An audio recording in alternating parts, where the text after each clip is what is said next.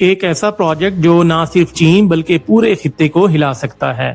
یہ ایک سوال ہے جو ہر جگہ پوچھا جا رہا ہے کہ چین دنیا کا سب سے بڑا ڈیم کیوں بنا رہا ہے، باوجود اس کے کہ اب تک کا دنیا کا سب سے بڑا ڈیم جس کا نام تھری گورجز ڈیم ہے وہ بھی چین میں ہی واقع ہے اور اس کی power generation capacity 22,500 mega what ہے۔ اس کے باوجود یہ حیران کن لگ سکتا ہے، مگر سچ یہ ہے کہ دسمبر 2024 میں چین نے دنیا کے سب سے بڑے ہائیڈرو پاور ڈیم کی منظوری دے دی، اور یہ کوئی عام ڈیم نہیں ہوگا بلکہ ایک ایسا ہائیڈرو پاور پروجیکٹ ہوگا جو توانائی کی دنیا میں بڑا بدلاؤ لا سکتا ہے۔ اگر ہم اس ڈیم کے سائز کی بات کریں تو یہ ڈیم 60 گیگا واٹ بجلی پیدا کرنے کی صلاحیت رکھے گا، یعنی 60,000 میگا واٹ۔ یہ اتنی بڑی مقدار ہے کہ دنیا کے کئی ممالک کی مجموعی بجلی کی پیداوار سے بھی کہیں زیادہ ہے۔ اگر آپ کو اندازہ نہ ہو کہ 60,000 میگا واٹ کتنی زیادہ بجلی ہے تو سادہ الفاظ میں یوں سمجھیں کہ پورے پاکستان کی بجلی کی ضروریات تقریباً 30,000 میگا واٹ ہیں، اور پاکستان میں انسٹالڈ کیپیسٹی تقریباً 45,000 میگا واٹ ہے۔ تو اس کا مطلب ہے کہ یہ سپر ڈیم 60,000 میگا واٹ جب جنریٹ کرے گا تو وہ پاکستان کی ضرورت سے بھی کہیں زیادہ ہوگا، لہٰذا یہ کوئی عام منصوبہ نہیں جسے آسانی سے نظر انداز کر دیا جائے۔ چین یہ ڈیم صرف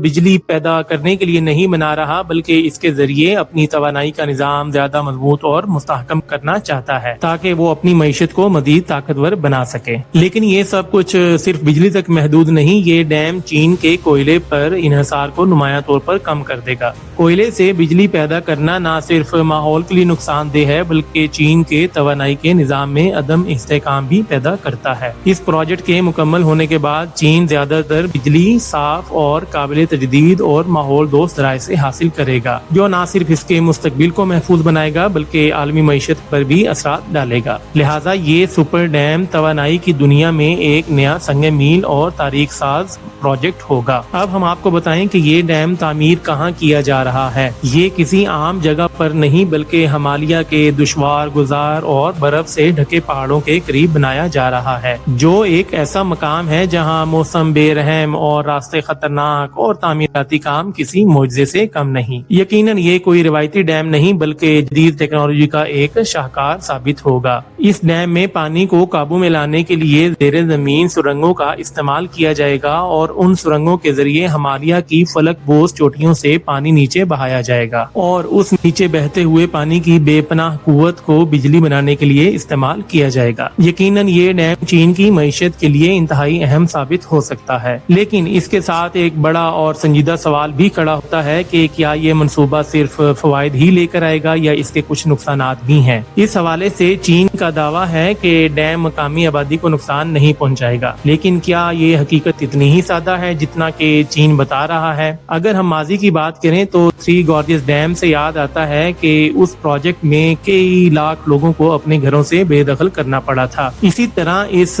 سپر ڈیم کے بننے سے تبت کے مقامی لوگ کس حد تک متاثر ہوں گے؟ کیا یہ واقعی سب کے لیے فائدہ مند ہوگا یا پھر کچھ لوگوں کو اس کے لیے قربانی دینا پڑے گی؟ اس کے ساتھ ساتھ یہ معاملہ مزید پیچیدہ ہوتا جا رہا ہے کیونکہ جہاں چین اپنے معاشی فوائد پر خوش ہے وہیں خدشات بھی بڑھ رہے ہیں کہ ایسے بڑے ترقیاتی منصوبے کہیں ماحول کے لیے تباہ کن تو ثابت نہیں ہو رہے، یعنی کہ یہ ڈیم قدرتی ماحول کو کس حد تک متاثر کرے گا۔ اس حوالے سے ماہرین نے پہلے ہی خطرے کی گھنٹی بجا دی ہے۔ ان کا کہنا ہے کہ یہ ہائیڈرو پاور پروجیکٹ مقامی ایکو سسٹم کے لیے ایک بڑا خطرہ ثابت ہو سکتا ہے، جیسا کہ دریاؤں کے بہاؤ میں رد و بدل سے کئی قسم کی مچھلیاں اور دیگر آبی حیات ناپید ہو سکتی ہیں، اور اس کے ساتھ ساتھ قریبی علاقوں میں زراعت اور ماہی گیری پر بھی شدید منفی اثرات پڑ سکتے ہیں۔ یعنی کہ یہ ڈیم بجلی تو لائے گا مگر ساتھ قدرتی تباہی بھی لا سکتا ہے۔ لیکن سب سے اہم معاملہ یہ ہے کہ یہ سب کچھ چین کی حد تک محدود نہیں بلکہ بھارت، بنگلہ دیش اور دیگر ہمسایہ ممالک بھی شدید خدشات کا اظہار کر رہے ہیں۔ ان کا سب سے بڑا خوف یہ ہے کہ چین اس ڈیم کے ذریعے دریا کے بہاؤ کو اپنے مفاد میں استعمال کرے گا۔ اگر ایسا ہوا تو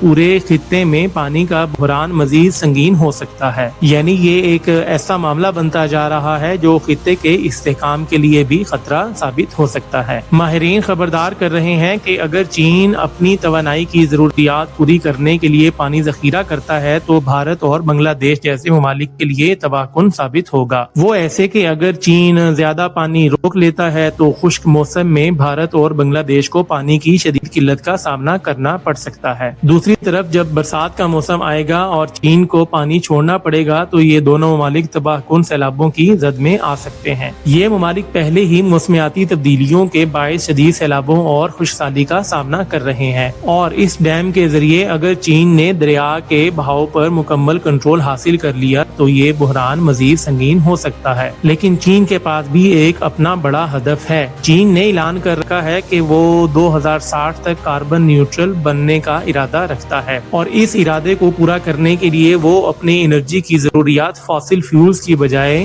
رینیوبل اور ہائیڈرو پاور انرجی کو ترجیح دیتا ہے۔ اور یہ ڈیم چین کی نہ صرف بجلی کی ضروریات پوری کرے گا بلکہ کاربن کے اخراج میں نمایاں کمی لا سکے گا۔ لیکن سوال یہ ہے کہ کیا چین کے یہ اہداف پورے خطے کے لیے نقصان دہ ثابت ہوں گے؟ اس حوالے سے دریاؤں کے بہاؤ میں تبدیلی، پانی کی غیر مساوی تقسیم اور ماحول پر ممکنہ نقصانات کے حوالے سے اہم سوالات کا جواب ابھی تک نہیں ملا۔ یہ سب کچھ جاننے کے بعد آپ کا کیا خیال ہے کہ یہ ڈیم دنیا کے لیے ایک بڑی کامیابی ہوگا یا پھر ایک نئے بین الاقوامی مسئلے کو جنم دے گا؟ اپنی رائے کمنٹس میں ضرور دیں، اور اس ویڈیو کو لائک، شیئر اور سبسکرائب کریں۔